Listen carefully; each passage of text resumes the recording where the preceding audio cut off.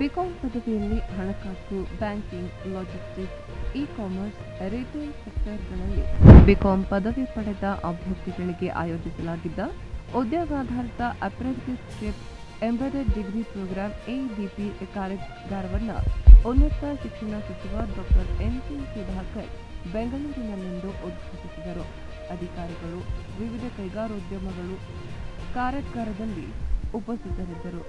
ಬಳಿಕ doctor MC. Sudhakar ಮಾತನಾಡುತ್ತಾ 2024-25ರಲ್ಲಿ ಎಇಡಿಪಿ ಪದವಿ ಕೋರ್ಸ್ಗಳು ವಿದ್ಯಾರ್ಥಿಗಳನ್ನು ಉದ್ಯೋಗಿಗಳನ್ನಾಗಿ ರೂಪಿಸುವಲ್ಲಿ ಬಹುಮುಖ್ಯ ಪಾತ್ರವನ್ನು ವಹಿಸಿದೆ. ರಾಜ್ಯದಲ್ಲಿ ಉದ್ಯೋಗಾಧಾರಿತ ತರಬೇತಿ ಅನುಷ್ಠಾನಗೊಂಡ ಬಳಿಕ ದೇಶಾದ್ಯಂತ ಯುಜಿಸಿ ಇದನ್ನು ಜಾರಿಗೊಳಿಸಿದೆ. ಮುಂದಿನ ದಿನಗಳಲ್ಲಿ ವಿಜ್ಞಾನ ಮತ್ತು ಕಲಾ ವಿಭಾಗದ ವಿದ್ಯಾರ್ಥಿಗಳಿಗೂ ಎಇಡಿಪಿಯನ್ನು ಜಾರಿಗೊಳಿಸಲು ಕ್ರಮ ಕೈಗೊಳ್ಳಲಾಗುತ್ತದೆ ಎಂದು ತಿಳಿಸಿದರು.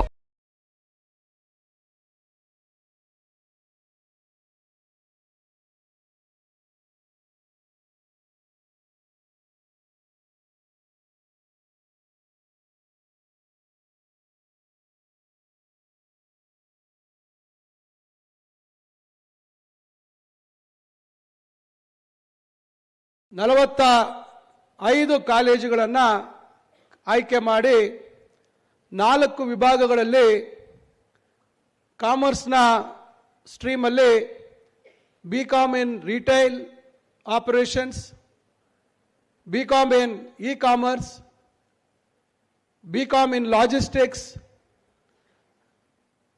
BCom in banking, finance, service, insurance ಅಂತ ಹೇಳಿ ಈ 4 ವಿಭಾಗಗಳನ್ನು ಆಯ್ಕೆ ಮಾಡಿಕೊಂಡು ನಾವು 2024-25ನೇ ಶೈಕ್ಷಣಿಕ ವರ್ಷದಲ್ಲಿ ಒಂದು ದೊಡ್ಡ ನಿರ್ಧಾರವನ್ನು, ಇಡೀ ದೇಶದಲ್ಲೇ ದೊಡ್ಡ ಸಂಖ್ಯೆಯಲ್ಲಿ ಇದನ್ನು ಪ್ರಾರಂಭ ಮಾಡ್ತಕ್ಕಂಥ ಒಂದು ತೀರ್ಮಾನವನ್ನು ಅಂದು ನಾವೆಲ್ಲರೂ ಒಟ್ಟುಗೂಡಿ ಇಲಾಖೆಯ ಎಲ್ಲ ಅಧಿಕಾರಿಗಳ ಸಹಕಾರದೊಂದಿಗೆ ಅದನ್ನು ಪ್ರಾರಂಭ ಮಾಡುವಂಥ ಕೆಲಸವನ್ನು ನಾವು ಮಾಡಿದ್ವಿ.